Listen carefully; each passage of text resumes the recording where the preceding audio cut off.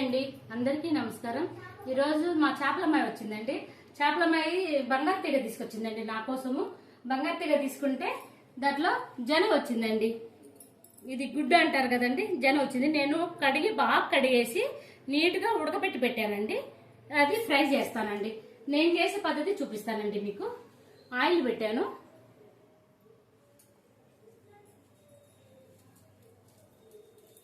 ఉడకబెట్టి పెట్టుకుంటే మాత్రం టేస్ట్ మా అమ్మ చేసిద్దండి, ఇట్లా బాగా చేస్తుందండి. ఉల్లిపాయలండి, 2 ఉల్లిపాయలు దొరుకున్నానండి నేను, పెద్ద సైజు. ఇది ఒక 1/2 కేజీ ఉంటుందండి గుడ్డు, 1/2 కేజీ గుడ్డు ఉంటుంది. అందుకు 2 ఉల్లిపాయలు తరిగేసుకున్నా పెద్దది. పచ్చిమిరపకాయలు 2 పచ్చిమిరపకాయలండి చించేస్తున్నా నేను. ఇది వేగనిచ్చుడు వేగి పెంచాము. అల్లం వెల్లుల్లి వేస్తున్నాను నేను, 1 స్పూన్ వేస్తున్నానండి అల్లం వెల్లుల్లి. దీంట్లో ఏమి వేయలేదండి, అల్లం వెల్లుల్లి వేసాము. ఇప్పుడు ఉప్పు కారాలు అవన్నీ వేసేద్దామండి. అది వేసుకుంటుంది. ఇదండి పసుపు వేస్తున్నా. కారం అంటే మన ఉప్పు కారాలు రుచికి తగ్గట్టు వేసుకుంటే సరిపోతుందండి. నాకు 1 కిలో ఉంది కాబట్టి 2 స్పూన్లు వేస్తున్నాను.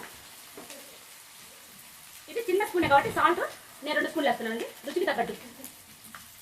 ఉప్పు కారాలు ఎవరి రుచికి తగ్గట్టు వాళ్ళు వేసుకుంటే సరిపోతుందండి. వీటిలోనే నేను చిన్న సైజు చింతపండు ఒక 2 రెబ్బలండి. ఇదిగో చూడండి, 2 రెబ్బలు చింతపండు గుజ్జు తీసుకున్నాను అండి. ఇది నీసు వాసన రాకుండా ఉండడానికండి. ఇంతే. ఇది బాగా మగ్గిన తర్వాత ఇది వేసేసుకుందామండి మనం. దగ్గర పడిందంతా. నేను చింతపండు గుజ్జు, ఉప్పు, కారము, అల్లం వెల్లుల్లి అంతా వేసానండి. నేనైతే నలపట్లేదండి, నాకు ఇట్లనే కావాలి కాబట్టి నేను ఇట్లనే వేసేసుకుంటున్నా. సన్నగా పొట్టలాగా అయితే నలపట్లేదు నేను.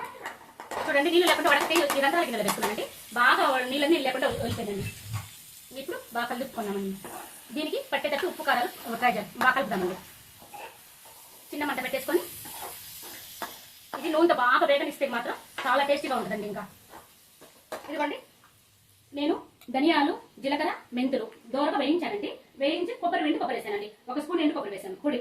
ఇది సరిపోతుంది. దీనికి వేస్తే బాగా టేస్ట్ వస్తుందండి. పొడి 2 స్పూన్లు నిండుగా 2 స్పూన్లు ఉందండి, అది వేసేసాను. ఇంకా ఒక 5 నిమిషాలు బాగా వేగనిద్దామండి.